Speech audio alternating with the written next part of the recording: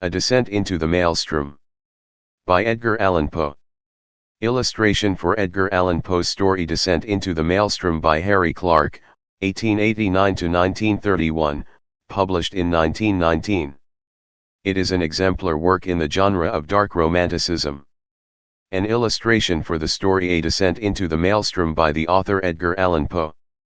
The ways of God in nature, as in providence, are not as our ways, nor are the models that we frame any way commensurate to the vastness, profundity, and unsearchableness of his works, which have a depth in them greater than the well of Democritus. Joseph Glanville. We had now reached the summit of the loftiest crag. For some minutes the old man seemed too much exhausted to speak. "Not long ago," said he at length, "and I could have guided you on this route as well as the youngest of my sons, but, about 3 years past, there happened to me an event such as never happened to mortal man, or at least such as no man ever survived to tell of, and the 6 hours of deadly terror which I then endured have broken me up body and soul. You suppose me a very old man, but I am not. It took less than a single day to change these hairs from a jetty black to white, to weaken my limbs, and to unstring my nerves, so that I tremble at the least exertion, and am frightened at a shadow. Do you know I can scarcely look over this little cliff without getting giddy." The little cliff, upon whose edge he had so carelessly thrown himself down to rest that the weightier portion of his body hung over it, while he was only kept from falling by the tenure of his elbow on its extreme and slippery edge, this little cliff arose, a sheer unobstructed precipice of black shining rock, some 15 or 1600 feet from the world of crags beneath us. Nothing would have tempted me to within half a dozen yards of its brink. In truth, so deeply was I excited by the perilous position of my companion, that I fell at full length upon the ground, clung to the shrubs around me, and dared not even glance upward at the sky, while I struggled in vain to divest myself of the idea that the very foundations of the mountain were in danger from the fury of the winds. It was long before I could reason myself into sufficient courage to sit up and look out into the distance. "You must get over these fancies," said the guide, "for I have brought you here that you might have the best possible view of the scene of that event I mentioned, and to tell you the whole story with the spot just under your eye. We are now," he continued, in that particularizing manner which distinguished him, "we are now close upon the Norwegian coast, in the 68th degree of latitude, in the great province of Nordland, and in the dreary district of Lofoten. The mountain upon whose top we sit is Helseggen, the Cloudy. Now raise yourself up a little higher, hold on to the grass if you feel giddy, so, and look out, beyond the belt of vapor beneath us, into the sea." I looked dizzily, and beheld a wide expanse of ocean, whose waters wore so inky a hue as to bring at once to my mind the Nubian geographer's account of the Mare Tenebrarum. A panorama more deplorably desolate no human imagination can conceive. To the right and left, as far as the eye could reach, there lay outstretched, like ramparts of the world, lines of horridly black and beetling cliff, whose character of gloom was but the more forcibly illustrated by the surf which reared high up against its white and ghastly crest, howling and shrieking forever. Just opposite the promontory upon whose apex we were placed, and at a distance of some 5 or 6 miles out at sea, there was visible a small, bleak-looking island, or, more properly, its position was discernible through the wilderness of surge in which it was enveloped. About 2 miles nearer the land, arose another of smaller size, hideously craggy and barren, and encompassed at various intervals by a cluster of dark rocks. The appearance of the ocean, in the space between the more distant island and the shore, had something very unusual about it. Although, at the time, so strong a gale was blowing landward that a brig in the remote offing lay to under a double-reefed trysail, and constantly plunged her whole hull out of sight, still there was here nothing like a regular swell, but only a short, quick, angry cross-dashing of water in every direction, as well in the teeth of the wind as otherwise. Of foam there was little except in the immediate vicinity of the rocks. "The island in the distance," resumed the old man, "is called by the Norwegians Vurg. The one midway is Moskoe. That a mile to the northward is Ambaren. Yonder are Ilesen, Hotholm, Kildhelm, Suarven, and Buckholm. Farther off, between Moscow and Verg, are Otterholm, Flammen, Sandfliesen, and Stockholm. These are the true names of the places, but why it has been thought necessary to name them at all, is more than either you or I can understand. Do you hear anything? Do you see any change in the water? We had now been about 10 minutes upon the top of Helseggen, to which we had ascended from the interior of Lofoten, so that we had caught no glimpse of the sea until it had burst upon us from the summit. As the old man spoke, I became aware of a loud and gradually increasing sound, like the moaning of a vast herd of buffaloes upon an American prairie, and at the same moment I perceived that what seamen term the chopping character of the ocean beneath us, was rapidly changing into a current which set to the eastward. Even while I gazed, this current acquired a monstrous velocity. Each moment added to its speed, to its headlong impetuosity. In 5 minutes the whole sea, as far as Verg, was lashed into ungovernable fury, but it was between Moscow and the coast that the main uproar held its sway. Here the vast bed of the waters, seamed and scarred into 1,000 conflicting channels, burst suddenly into frenzied convulsion, heaving, boiling, hissing, gyrating in gigantic and innumerable vortices, and all whirling and plunging on to the eastward with a rapidity which water never elsewhere assumes except in precipitous descents. In a few minutes more, there came over the scene another radical alteration. The general surface grew somewhat more smooth, and the whirlpools, one by one, disappeared, while prodigious streaks of foam became apparent where none had been seen before. These streaks, at length, spreading out to a great distance, and entering into combination, took unto themselves the gyratory motion of the subsided vortices, and seemed to form the germ of another more vast. Suddenly, very suddenly, this assumed a distinct and definite existence, in a circle of more than a mile in diameter. The edge of the whirl was represented by a broad belt of gleaming spray, but no particle of this slipped into the mouth of the terrific funnel, whose interior, as far as the eye could fathom it, was a smooth, shining, and jet-black wall of water, inclined to the horizon at an angle of some 45 degrees, speeding dizzily round and round with a swaying and sweltering motion, and sending forth to the winds an appalling voice, half shriek, half roar, such as not even the mighty cataract of Niagara ever lifts up in its agony to heaven. The mountain trembled to its very base, and the rock rocked. I threw myself upon my face, and clung to the scant herbage in an excess of nervous agitation. "This," said I at length, to the old man, "this can be nothing else than the great whirlpool of the Maelstrom." "So it is sometimes termed," said he. "We Norwegians call it the Moscow Strm, from the island of Moscow in the Midway." The ordinary accounts of this vortex had by no means prepared me for what I saw. That of Jonas Ramus, which is perhaps the most circumstantial of any, cannot impart the faintest conception either of the magnificence, or of the horror of the scene, or of the wild bewildering sense of the novel which confounds the beholder. I am not sure from what point of view the writer in question surveyed it, nor at what time, but it could neither have been from the summit of Helseggen, nor during a storm. There are some passages of his description, nevertheless, which may be quoted for their details, although their effect is exceedingly feeble in conveying an impression of the spectacle. "Between Lofoten and Moscow," he says, "the depth of the water is between 36 and 40 fathoms, but on the other side, toward Verg, this depth decreases so as not to afford a convenient passage for a vessel, without the risk of splitting on the rocks, which happens even in the calmest weather. When it is flood, the stream runs up the country between Lofoten and Moscow with a boisterous rapidity, but the roar of its impetuous ebb to the sea is scarce equalled by the loudest and most dreadful cataracts, the noise being heard several leagues off, and the vortices or pits are of such an extent and depth, that if a ship comes within its attraction, it is inevitably absorbed and carried down to the bottom, and there beat to pieces against the rocks, and when the water relaxes, the fragments thereof are thrown up again. But these intervals of tranquility are only at the turn of the ebb and flood, and in calm weather, and last but a quarter of an hour, its violence gradually returning. When the stream is most boisterous, and its fury heightened by a storm, it is dangerous to come within a Norway mile of it.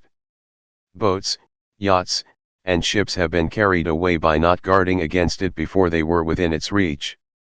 It likewise happens frequently, that whales come too near the stream, and are overpowered by its violence, and then it is impossible to describe their howlings and bellowings in their fruitless struggles to disengage themselves. A bear once, attempting to swim from Lofoten to Moscow, was caught by the stream and borne down, while he roared terribly, so as to be heard on shore. Large stalks of firs and pine trees, after being absorbed by the current, rise again broken and torn to such a degree as if bristles grew upon them. This plainly shows the bottom to consist of craggy rocks, among which they are whirled to and fro. This stream is regulated by the flux and reflux of the sea, it being constantly high and low water every 6 hours. In the year 1645, early in the morning of Sexagesima Sunday, it raged with such noise and impetuosity that the very stones of the houses on the coast fell to the ground. In regard to the depth of the water, I could not see how this could have been ascertained at all in the immediate vicinity of the vortex. The 40 fathoms must have reference only to portions of the channel close upon the shore either of Moscow or Lofoten. The depth in the center of the Moscow STRM must be immeasurably greater, and no better proof of this fact is necessary than can be obtained from even the sidelong glance into the abyss of the whirl which may be had from the highest crag of Helseggen. Looking down from this pinnacle upon the howling Phlegethon below, I could not help smiling at the simplicity with which the honest Jonas Ramus records, as a matter difficult of belief, the anecdotes of the whales and the bears, for it appeared to me, in fact, a self-evident thing, that the largest ship of the line in existence, coming within the influence of that deadly attraction, could resist it as little as a feather the hurricane, and must disappear bodily and at once. The attempts to account for the phenomenon, some of which, I remember, seemed to me sufficiently plausible in perusal, now wore a very different and unsatisfactory aspect. The idea generally received is that this, as well as 3 smaller vortices among the Faroe Islands, have no other cause than the collision of waves rising and falling, at flux and reflux, against a ridge of rocks and shelves, which confines the water so that it precipitates itself like a cataract, and thus the higher the flood rises, the deeper must the fall be, and the natural result of all is a whirlpool or vortex, the prodigious suction of which is sufficiently known by lesser experiments. These are the words of the Encyclopaedia Britannica. Kircher and others imagine that in the center of the channel of the Maelstrom is an abyss penetrating the globe, and issuing in some very remote part, the Gulf of Bothnia being somewhat decidedly named in one instance. This opinion, idle in itself, was the one to which, as I gazed, my imagination most readily assented, and, mentioning it to the guide, I was rather surprised to hear him say that, although it was the view almost universally entertained of the subject by the Norwegians, it nevertheless was not his own. As to the former notion he confessed his inability to comprehend it, and here I agreed with him, for, however conclusive on paper, it becomes altogether unintelligible, and even absurd, amid the thunder of the abyss.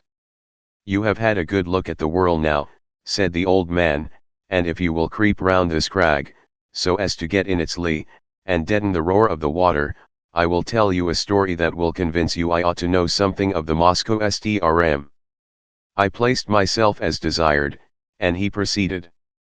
Myself and my 2 brothers once owned a schooner rigged smack of about 70 tons burthen, with which we were in the habit of fishing among the islands beyond Moscow, nearly to Vurg. In all violent eddies at sea there is good fishing, at proper opportunities, if one has only the courage to attempt it, but among the whole of the Lofoten coastmen, we 3 were the only ones who made a regular business of going out to the islands, as I tell you. The usual grounds are a great way lower down to the southward. Their fish can be got at all hours, without much risk, and therefore these places are preferred. The choice spots over here among the rocks, however, not only yield the finest variety, but in far greater abundance, so that we often got in a single day, what the more timid of the craft could not scrape together in a week. In fact, we made it a matter of desperate speculation, the risk of life standing instead of labor, and courage answering for capital. We kept the smack in a cove about 5 miles higher up the coast than this, and it was our practice, in fine weather, to take advantage of the 15-minute slack to push across the main channel of the Moscow Strm, far above the pool, and then drop down upon anchorage somewhere near Otterholm, or Sandfliesen, where the eddies are not so violent as elsewhere. Here we used to remain until nearly time for slack water again, when we weighed and made for home. We never set out upon this expedition without a steady side wind for going and coming, one that we felt sure would not fail us before our return, and we seldom made a miscalculation upon this point. Twice, during 6 years, we were forced to stay all night at anchor on account of a dead calm, which is a rare thing indeed just about here, and once we had to remain on the grounds nearly a week, starving to death, owing to a gale which blew up shortly after our arrival, and made the channel too boisterous to be thought of. Upon this occasion we should have been driven out to sea in spite of everything, for the whirlpools threw us round and round so violently, that, at length, we fouled our anchor and dragged it, if it had not been that we drifted into one of the innumerable cross-currents, here today and gone tomorrow, which drove us under the lee of Flamen, where, by good luck, we brought up. I could not tell you the 20th part of the difficulties we encountered on the grounds. It is a bad spot to be in, even in good weather, but we made shift always to run the gauntlet of the Moscow Strm itself without accident, although at times my heart has been in my mouth when we happened to be a minute or so behind or before the slack. The wind sometimes was not as strong as we thought it at starting, and then we made rather less way than we could wish, while the current rendered the smack unmanageable. My eldest brother had a son 18 years old, and I had 2 stout boys of my own.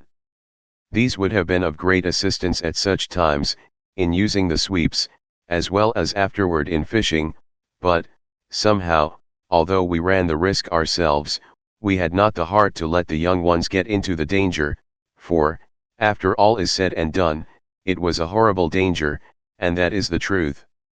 It is now within a few days of 3 years since what I am going to tell you occurred.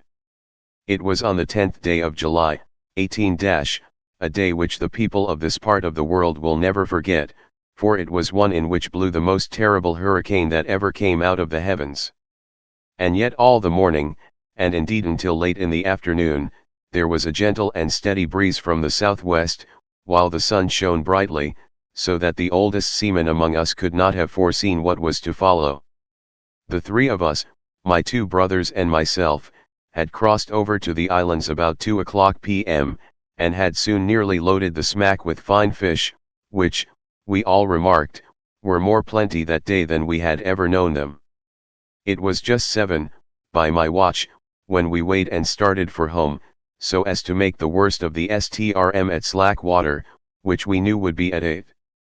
We set out with a fresh wind on our starboard quarter, and for some time spanked along at a great rate, never dreaming of danger, for indeed we saw not the slightest reason to apprehend it. All at once we were taken aback by a breeze from over Helseggen.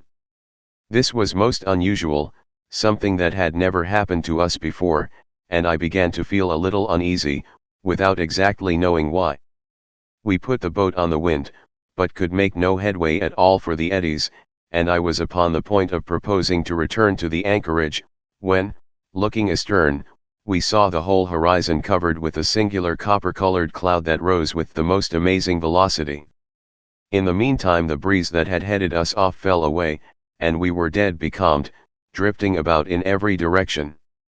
This state of things, however, did not last long enough to give us time to think about it. In less than a minute the storm was upon us, in less than 2 the sky was entirely overcast, and what with this and the driving spray, it became suddenly so dark that we could not see each other in the smack. Such a hurricane as then blew it is folly to attempt describing. The oldest seaman in Norway never experienced anything like it. We had let our sails go by the run before it cleverly took us, but, at the first puff, both our masts went by the board as if they had been sawed off, the mainmast taking with it my youngest brother, who had lashed himself to it for safety. Our boat was the lightest feather of a thing that ever sat upon water. It had a complete flush deck, with only a small hatch near the bow, and this hatch it had always been our custom to batten down when about to cross the Strm, by way of precaution against the chopping seas. But for this circumstance we should have foundered at once, for we lay entirely buried for some moments. How my elder brother escaped destruction I cannot say, for I never had an opportunity of ascertaining. For my part, as soon as I had let the foresail run, I threw myself flat on deck, with my feet against the narrow gunwale of the bow, and with my hands grasping a ring bolt near the foot of the foremast. It was mere instinct that prompted me to do this, which was undoubtedly the very best thing I could have done, for I was too much flurried to think. For some moments we were completely deluged, as I say, and all this time I held my breath, and clung to the bolt. When I could stand it no longer I raised myself upon my knees, still keeping hold with my hands, and thus got my head clear. Presently our little boat gave herself a shake, just as a dog does in coming out of the water, and thus rid herself, in some measure, of the seas. I was now trying to get the better of the stupor that had come over me, and to collect my senses so as to see what was to be done, when I felt somebody grasp my arm. It was my elder brother, and my heart leaped for joy, for I had made sure that he was overboard, but the next moment all this joy was turned into horror, for he put his mouth close to my ear, and screamed out the word Moscow Strm. No one ever will know what my feelings were at that moment. I shook from head to foot as if I had had the most violent fit of the ague. I knew what he meant by that one word well enough, I knew what he wished to make me understand. With the wind that now drove us on, we were bound for the whirl of the Strm, and nothing could save us. You perceive that in crossing the Strm channel, we always went a long way up above the whirl, even in the calmest weather, and then had to wait and watch carefully for the slack, but now we were driving right upon the pool itself, and in such a hurricane as this. To be sure, I thought, we shall get there just about the slack, there is some little hope in that, but in the next moment I cursed myself for being so great a fool as to dream of hope at all. I knew very well that we were doomed, had we been 10 times a 90-gun ship. By this time the first fury of the tempest had spent itself, or perhaps we did not feel it so much, as we scudded before it, but at all events the seas, which at first had been kept down by the wind, and lay flat and frothing, now got up into absolute mountains. A singular change, too, had come over the heavens. Around in every direction it was still as black as pitch, but nearly overhead there burst out, all at once, a circular rift of clear sky, as clear as I ever saw, and of a deep bright blue, and through it there blazed forth the full moon with a luster that I never before knew her to wear. She lit up everything about us with the greatest distinctness, but, oh God, what a scene it was to light up! I now made 1 or 2 attempts to speak to my brother, but, in some manner which I could not understand, the din had so increased that I could not make him hear a single word, although I screamed at the top of my voice in his ear. Presently he shook his head, looking as pale as death, and held up one of his finger, as if to say listen. At first I could not make out what he meant, but soon a hideous thought flashed upon me. I dragged my watch from its fob. It was not going. I glanced at its face by the moonlight, and then burst into tears as I flung it far away into the ocean. It had run down at 7 o'clock. We were behind the time of the slack, and the whirl of the Strm was in full fury. When a boat is well built, properly trimmed, and not deep laden, the waves in a strong gale, when she is going large, seem always to slip from beneath her, which appears very strange to a landsman, and this is what is called riding, in sea phrase. Well, so far we had ridden the swells very cleverly, but presently a gigantic sea happened to take us right under the counter, and bore us with it as it rose, up, as if into the sky. I would not have believed that any wave could rise so high. And then down we came with a sweep, a slide, and a plunge, that made me feel sick and dizzy, as if I was falling from some lofty mountain top in a dream. But while we were up I had thrown a quick glance around, and that one glance was all sufficient. I saw our exact position in an instant. The Moscow SDRM whirlpool was about a quarter of a mile dead ahead, but no more like the everyday Moscow SDRM, than the whirl as you now see it is like a mill race. If I had not known where we were, and what we had to expect, I should not have recognized the place at all. As it was, I involuntarily closed my eyes in horror. The lids clenched themselves together as if in a spasm. It could not have been more than 2 minutes afterward until we suddenly felt the waves subside, and were enveloped in foam. The boat made a sharp half-turn to larboard, and then shot off in its new direction like a thunderbolt. At the same moment the roaring noise of the water was completely drowned in a kind of shrill shriek, such a sound as you might imagine given out by the waste pipes of many thousand steam vessels, letting off their steam altogether. We were now in the belt of surf that always surrounds the whirl, and I thought, of course, that another moment would plunge us into the abyss, down which we could only see indistinctly on account of the amazing velocity with which we were borne along. The boat did not seem to sink into the water at all, but to skim like an air bubble upon the surface of the surge.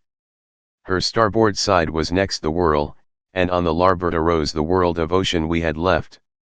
It stood like a huge writhing wall between us and the horizon. It may appear strange, but now, when we were in the very jaws of the gulf, I felt more composed than when we were only approaching it. Having made up my mind to hope no more, I got rid of a great deal of that terror which unmanned me at first. I suppose it was despair that strung my nerves. It may look like boasting, but what I tell you is truth. I began to reflect how magnificent a thing it was to die in such a manner, and how foolish it was in me to think of so paltry a consideration as my own individual life, in view of so wonderful a manifestation of God's power. I do believe that I blushed with shame when this idea crossed my mind. After a little while I became possessed with the keenest curiosity about the whirl itself. I positively felt a wish to explore its depths, even at the sacrifice I was going to make, and my principal grief was that I should never be able to tell my old companions on shore about the mysteries I should see. These, no doubt, were singular fancies to occupy a man's mind in such extremity, and I have often thought since, that the revolutions of the boat around the pool might have rendered me a little light-headed. There was another circumstance which tended to restore my self-possession, and this was the cessation of the wind, which could not reach us in our present situation, for, as you saw yourself, the belt of surf is considerably lower than the general bed of the ocean, and this latter now towered above us, a high, black, mountainous ridge. If you have never been at sea in a heavy gale, you can form no idea of the confusion of mind occasioned by the wind and spray together. They blind, deafen, and strangle you, and take away all power of action or reflection. But we were now, in a great measure, rid of these annoyances, just as death-condemned felons in prison are allowed petty indulgences, forbidden them while their doom is yet uncertain. How often we made the circuit of the belt it is impossible to say. We careered round and round for perhaps an hour, flying rather than floating, getting gradually more and more into the middle of the surge, and then nearer and nearer to its horrible inner edge. All this time I had never let go of the ring bolt. My brother was at the stern, holding on to a small empty water cask which had been securely lashed under the coop of the counter, and was the only thing on deck that had not been swept overboard when the gale first took us. As we approached the brink of the pit he let go his hold upon this, and made for the ring, from which, in the agony of his terror, he endeavored to force my hands, as it was not large enough to afford us both a secure grasp. I never felt deeper grief than when I saw him attempt this act, although I knew he was a madman when he did it, a raving maniac through sheer fright. I did not care, however, to contest the point with him. I knew it could make no difference whether either of us held on at all, so I let him have the bolt, and went astern to the cask.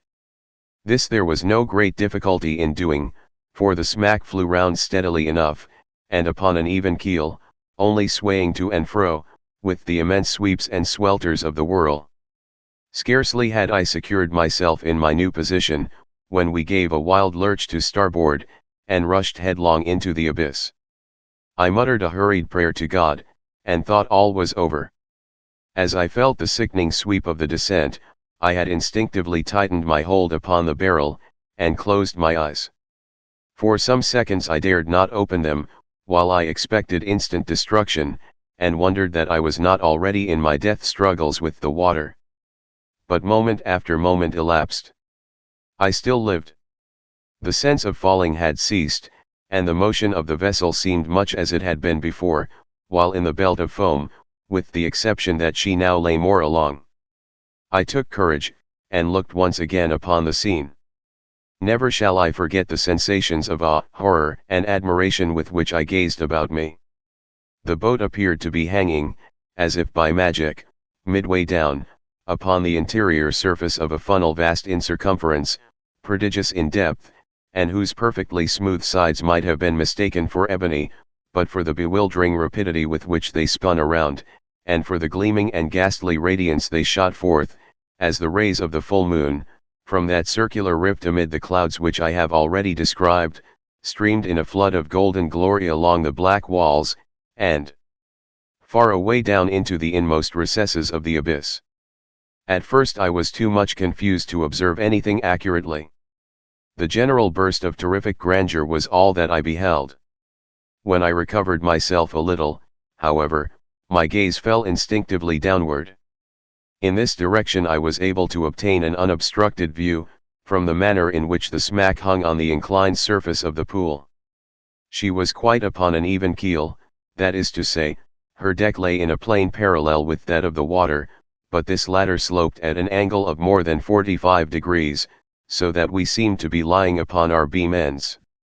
I could not help observing, nevertheless, that I had scarcely more difficulty in maintaining my hold and footing in this situation, than if we had been upon a dead level, and this, I suppose, was owing to the speed at which we revolved.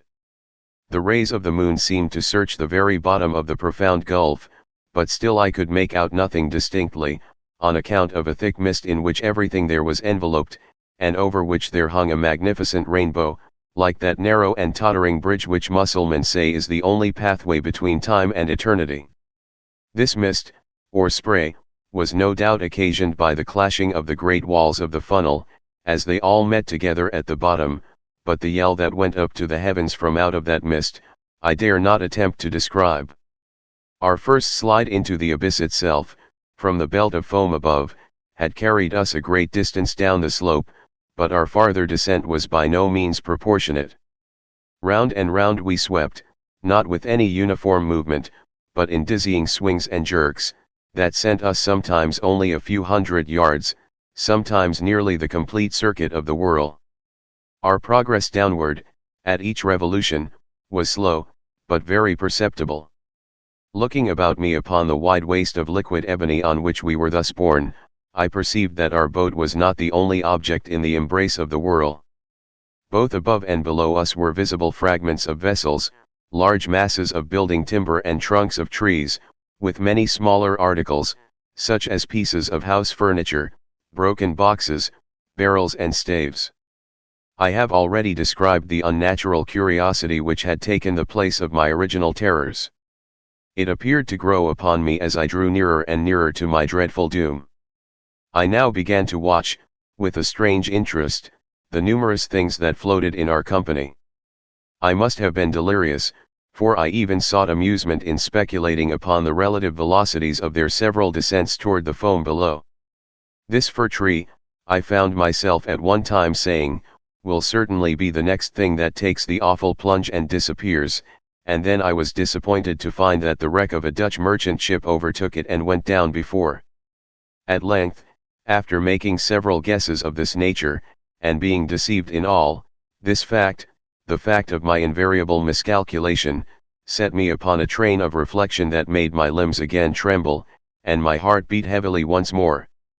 It was not a new terror that thus affected me, but the dawn of a more exciting hope. This hope arose partly from memory, and partly from present observation. I called to mind the great variety of buoyant matter that strewed the coast of Lofoten, having been absorbed and then thrown forth by the Moscow STRM. By far the greater number of the articles were shattered in the most extraordinary way, so chafed and roughened as to have the appearance of being stuck full of splinters, but then I distinctly recollected that there were some of them which were not disfigured at all. Now I could not account for this difference except by supposing that the roughened fragments were the only ones which had been completely absorbed, that the others had entered the whirl at so late a period of the tide, or, for some reason, had descended so slowly after entering, that they did not reach the bottom before the turn of the flood came, or of the ebb, as the case might be. I conceived it possible, in either instance, that they might thus be whirled up again to the level of the ocean, without undergoing the fate of those which had been drawn in more early, or absorbed more rapidly. I made, also, 3 important observations. The first was, that, as a general rule, the larger the bodies were, the more rapid their descent. The second, that, between 2 masses of equal extent, the one spherical, and the other of any other shape, the superiority in speed of descent was with the sphere. The third, that, between 2 masses of equal size, the one cylindrical, and the other of any other shape, the cylinder was absorbed the more slowly. Since my escape, I have had several conversations on this subject with an old schoolmaster of the district, and it was from him that I learned the use of the word cylinder and sphere. He explained to me, although I have forgotten the explanation, how what I observed was, in fact, the natural consequence of the forms of the floating fragments, and showed me how it happened that a cylinder, swimming in a vortex, offered more resistance to its suction, and was drawn in with greater difficulty than an equally bulky body, of any form whatever.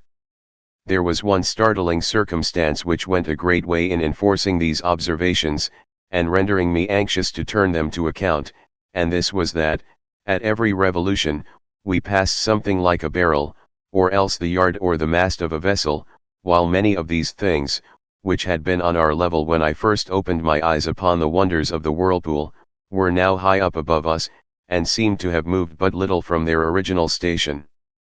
I no longer hesitated what to do. I resolved to lash myself securely to the water cask upon which I now held, to cut it loose from the counter, and to throw myself with it into the water. I attracted my brother's attention by signs, pointed to the floating barrels that came near us, and did everything in my power to make him understand what I was about to do.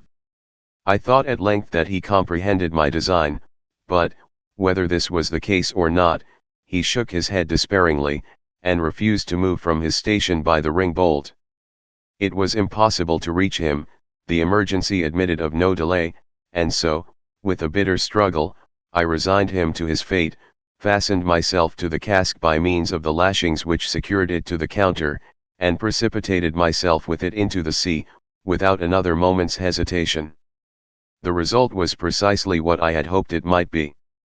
As it is myself who now tell you this tale, as you see that I did escape, and as you are already in possession of the mode in which this escape was effected, and must therefore anticipate all that I have farther to say, I will bring my story quickly to conclusion. It might have been an hour, or thereabout, after my quitting the smack, when, having descended to a vast distance beneath me, it made 3 or 4 wild gyrations in rapid succession, and, bearing my loved brother with it, plunged headlong, at once and forever, into the chaos of foam below. The barrel to which I was attached sunk very little farther than half the distance between the bottom of the gulf and the spot at which I leaped overboard, before a great change took place in the character of the whirlpool. The slope of the sides of the vast funnel became momently less and less steep. The gyrations of the whirl grew, gradually, less and less violent. By degrees, the froth and the rainbow disappeared, and the bottom of the gulf seemed slowly to uprise. The sky was clear, the winds had gone down, and the full moon was setting radiantly in the west, when I found myself on the surface of the ocean, in full view of the shores of Lofoten, and above the spot where the pool of the Moscow STRM had been. It was the hour of the slack, but the sea still heaved in mountainous waves from the effects of the hurricane. I was borne violently into the channel of the STRM, and in a few minutes was hurried down the coast into the grounds of the fishermen. A boat picked me up, exhausted from fatigue, and, now that the danger was removed, speechless from the memory of its horror. Those who drew me on board were my old mates and daily companions, but they knew me no more than they would have known a traveler from the spirit land. My hair, which had been raven black the day before, was as white as you see it now. They say too that the whole expression of my countenance had changed. I told them my story, they did not believe it. I now tell it to you, and I can scarcely expect you to put more faith in it than did the merry fishermen of Lofoten.